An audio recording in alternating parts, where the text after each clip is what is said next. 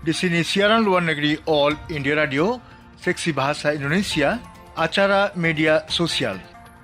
Saudara-saudara pendengar, kami menyambut Anda dalam acara media sosial ini dan pertama-tama dalam acara ini kini ikutilah Warta Berita yang disampaikan oleh Kishore Das.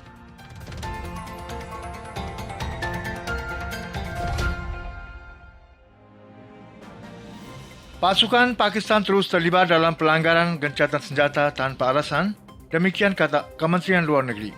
India mengatakan pasukan Pakistan terus terlibat dalam pelanggaran gencatan senjata yang tidak beralasan dan seringkali pelanggaran ini terjadi di daerah sipil untuk mendukung infiltrasi teroris di LOC. Menjelaskan kepada media pada Kamis malam, juru bicara Kementerian Luar Negeri Anurag Srivastava mengatakan ini jelas merupakan pelanggaran pemahaman gencatan senjata antara kedua belah pihak. Dia mengatakan pasukan Pakistan telah melakukan 3.800 pelanggaran gencatan senjata yang tidak beralasan tahun ini hingga saat ini. Ada juga upaya untuk menjatuhkan senjata dan amunisi di LOC dengan alasan aktivitas sipil. Amerika Serikat menunjuk 6 lagi outlet media yang berbasis di China sebagai misi luar negeri. China berjanji akan memberikan tanggapan yang diperlukan. Kementerian Luar Negeri Amerika Serikat telah menetapkan operasi Amerika Serikat dari 6 perusahaan media yang berbasis di China sebagai misi luar negeri. Penetapan tersebut membatasi operasi perusahaan-perusahaan Yikai Global, Jifang Daily, Xinmin Evening News, Social Sciences in China Press, Beijing Review dan Economic Daily di Amerika Serikat, tetapi tidak memengaruhi apa yang dapat mereka publikasikan di Amerika Serikat. Penunjukan tersebut mengikuti penunjukan 18 Februari dan 22 Juni dari beberapa perusahaan media Tiongkok terkemuka sebagai pengakuan bahwa mereka adalah saluran propaganda yang dikendalikan oleh Tiongkok. Kementerian Luar Negeri China menentang langkah Amerika Serikat ini. Juru bicara Kementerian Luar Negeri pada hari Kamis mengatakan bahwa China akan membuat tanggapan yang diperlukan dan sah dan mendesak Amerika Serikat untuk segera memperbaiki jalannya. Amerika Serikat menyetujui penjualan sistem persenjataan senilai sekitar 1,8 miliar dolar ke Taiwan. Kementerian Luar Negeri Amerika Serikat telah menyetujui penjualan sistem persenjataan senilai sekitar 1,8 miliar dolar ke Taiwan. Pentagon mengatakan kesepakatan itu terdiri dari 3 sistem senjata termasuk peluncur roket, sensor, dan artileri. Taiwan menyambut baik keputusan tersebut dan mengatakan senjata itu akan membantu meningkatkan kemampuan pertahanannya untuk menghadapi ancaman musuh dan situasi baru. Dikatakan Taiwan tidak ingin terlibat dalam perlombaan senjata dengan China. Menanggapi persetujuan Amerika Serikat atas penjualan senjata ke Taiwan, juru bicara Kementerian Luar Negeri China, Zhao Lijian, mengatakan kesepakatan senjata kemungkinan akan berdampak besar pada hubungannya dengan Amerika Serikat. Anggota Parlemen Eropah mendesak Prancis Uni Eropah untuk menjatuhkan sanksi terhadap Pakistan. Para anggota Parlemen Eropah mendesak Prancis dan Uni Eropah akan menjatuhkan sanksi terhadap kegiatan teroris yang terus berlanjut di Pakistan.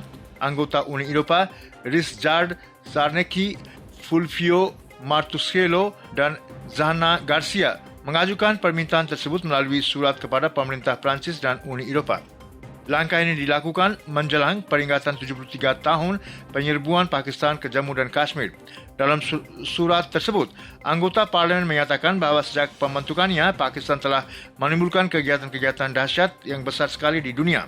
Surat itu juga menyebutkan insiden genosida oleh militer Pakistan di Bangladesh, dulu Pakistan Timur. Para anggota juga menunjukkan bahwa Pakistan masuk kembali ke daftar abu-abu Financial Action Task Force Money Laundering dan Terorisme Financing karena kegagalannya dalam memenuhi kewajiban untuk mencegah pendanaan terorisme. Angka kesembuhan COVID-19 di dalam negeri mencapai 89,53%. India telah melewati puncak baru dalam melakukan lebih dari 100 juta tes COVID hingga saat ini. Lebih dari 1,442 juta tes dilakukan selama 24 jam terakhir. Kementerian Kesehatan mengatakan India telah menempuh perjalanan jauh dari melakukan hanya 1 tes dari laboratorium di Pune pada bulan Januari tahun ini menjadi melintasi 100 tes. Kementerian mengatakan tingkat pemulihan negara di antara pasien COVID-19 telah mencapai 89,53%. Selama 24 jam terakhir, lebih dari 73,000 pasien COVID telah pulih. Jumlah pemulihan telah mencapai lebih dari 6,948 juta. Pemulihan yang terus meningkat telah memastikan bahawa beban kasus yang sebenarnya di negara ini telah berkurang dan saat ini hanya mencapai 8,96% dari total kasus positif. Saat ini, jumlah kasus aktif di negara ini adalah 695,000.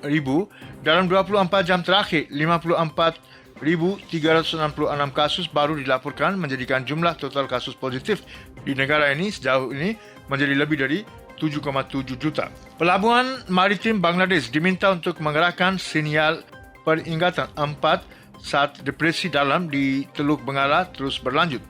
Departemen Meteorologi Bangladesh telah meminta pelabuhan maritim di Cox's Bazar, Mongla dan Paira untuk tetap menaikkan sinyal peringatan lokal nomor 4 mengingat depresi yang mendalam di Teluk Bengala.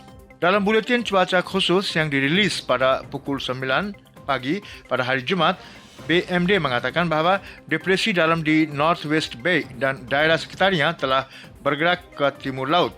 Sekarang pusatnya sekitar 445 km dari Chattogram dan pelabuhan Cox's Bazar, 240 km dari pelabuhan Mongla dan 280 km dari pelabuhan Paira. BMD memperkirakan kecepatan angin berkelanjutan sekitar 50 km per jam dalam 48 km dari pusat depresi dalam yang meningkat hingga 60 km per jam dalam hembusan dan badai. Buletin tersebut memperingatkan bahawa daerah dataran rendah di distrik pesisir Bangladesh dan pulau-pulau lepas pantai mereka kemungkinan besar akan dibanjiri oleh gelombang angin yang didorong oleh gelombang setinggi 3-5 kaki di atas pasang surut normal. India China melanjutkan pembicaraan melalui jalur diplomatik dan militer untuk menyelesaikan masalah secara damai di sepanjang LAAC, demikian kata Kementerian Luar Negeri. India dan China terus melakukan diskusi melalui jalur diplomatik dan militer untuk menyelesaikan masalah di sepanjang garis LAC secara damai di wilayah perbatasan India-China. Juru bicara Kementerian Luar Negeri Anurag Srivastava mengatakan kepada media di New Delhi Khamis malam, hal ini sesuai dengan kesepakatan yang dicapai antara kedua Menteri Luar Negeri selama pertemuan mereka di Moskow pada tanggal 10 September. Dia mengatakan tugas segera adalah memastikan pelepasan pasukan secara komprehensif di semua wilayah gesekan. Menteri Luar Negeri S. Jaishankar mengadakan pertemuan virtual dengan mitranya dari Maroko, Nasir Bourita. Menteri Luar Negeri S. Jaishankar mengadakan pertemuan maya dengan timbalannya dari Maroko, Nasir Bourita kemarin. Kedua belah pihak sepakat bahawa hubungan bilateral telah memperoleh kedalaman dan vitalitas yang cukup setelah kunjungan penting Raja Maroko Muhammad VI pada bulan Oktober tahun 2015 untuk KTT Forum India Afrika ketiga. Pertukaran 23 kunjungan menteri dan kesimpulan lebih dari 40 memorandum saling pengertian dan perjanjian di berbagai sektor seperti teknologi informasi, pendidikan, budaya, pertanian, bantuan hukum timbal balik, ekstradisi sejak saat itu merupakan bukti keinginan kuat dari kedua belah pihak untuk mengambil hubungan bilateral ke bidang yang lebih tinggi. Dr. Jaishankar menyampaikan pujian India atas kepemimpinan visioner yang mulia dalam mengarahkan Maroko ke jalur kemajuan ekonomi dan kemakmuran. Secara positif, menilai pertumbuhan dalam hubungan perdagangan dan investasi para menteri mencatat kerjasama erat di sektor pupuk, tekstil, farmasi, mobil dan TIK. Totalnya 1,94 juta warga negara India dipulangkan melalui misi Vande Bharat, demikian kata Kementerian Luar Negeri. Sebanyak 1,94 juta warga negara India telah dipulangkan melalui misi Vande Bharat. Juru bicara Kementerian Luar Negeri Anurag Srivastava mengatakan kepada media di New Delhi melalui malam lalu, fase 7 dari misi Vande Bharat telah beroperasi sejak tanggal 1 Oktober.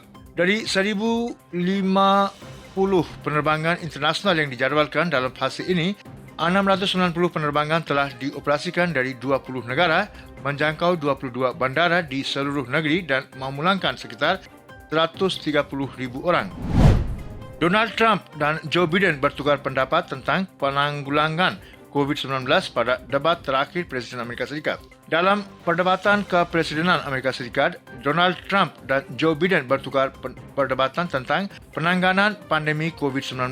Selama debat, Trump bersikeras bahawa COVID-19 akan segera hilang melalui terobosan medis dan menunjukkan kesembuhannya sendiri. Dia membela dorongannya untuk membuka kembali Amerika Serikat secepat mungkin. Dia berkata, Amerika Serikat memiliki vaksin yang akan datang sudah siap akan diumumkan dalam beberapa minggu. Biden menyerang Presiden Trump karena tidak memiliki rencana untuk menghentikan musim dingin yang gelap akibat kematian akibat virus corona. Biden mengatakan siapapun yang bertanggung jawab atas banyaknya kematian itu tidak boleh tetap menjadi Presiden Amerika Serikat. Ini adalah debat Presiden kedua dan terakhir mereka sebelum pemilihan 3 November. Mengambil antrian dari pertemuan pertama, penyelenggara acara telah membungkam Trump dan Biden sementara yang lain memberikan tanggapan untuk masing-masing dari 6 topik perdebatan.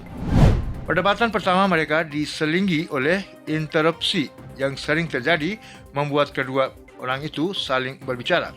Warga Amerika akan memilih presiden baru pada tanggal 3 November. Setidaknya 35 juta orang telah memberikan suara mereka, lebih dari seperempat dari total suara tahun 2016. Sekian saudara pendengar warta berita dari siaran luar negeri All India Radio Seksi Bahasa Indonesia, edisi media sosial.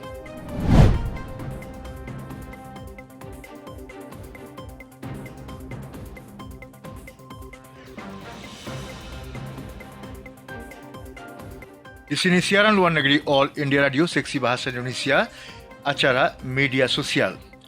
Dalam acara yang berikutnya, saudara-saudara pendengar, kami sampaikan komentar yang dibacakan oleh Kishore Das.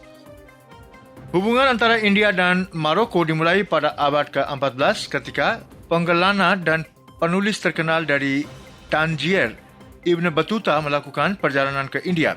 Dalam sejarah modern, India aktif di PBB mendukung gerakan kemerdekaan Maroko dan mengakui Maroko pada tanggal 20 Juni tahun 1956 ketika menjadi independen dari pengaturan dan penjajahan protektorat dengan Prancis. Misi diplomatik didirikan pada tahun 1957.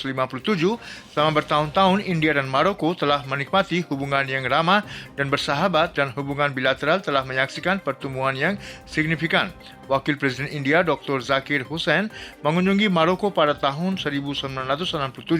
Raja Muhammad VI saat menjadi putra mahkota mengunjungi India untuk berpartisipasi dalam KTT Gerakan Non-Blok pada tahun 1983 dan kemudian itu pada tahun 2001 dan pada tahun 2003 sebagai Raja Maroko. Raja Muhammad VI juga mengunjungi India dari tanggal 25 Oktober hingga 4 November pada tahun 2015 untuk berpartisipasi dalam Forum KTT India Afrika ketiga tahun 2015 yang diadakan di New Delhi. Mantan Perdana Menteri Atal Bihari Vajpayee mengunjungi Rabat pada tahun 1999. Kunjungan di tingkat menteri dan pejabat telah dilakukan secara teratur antara kedua belah pihak.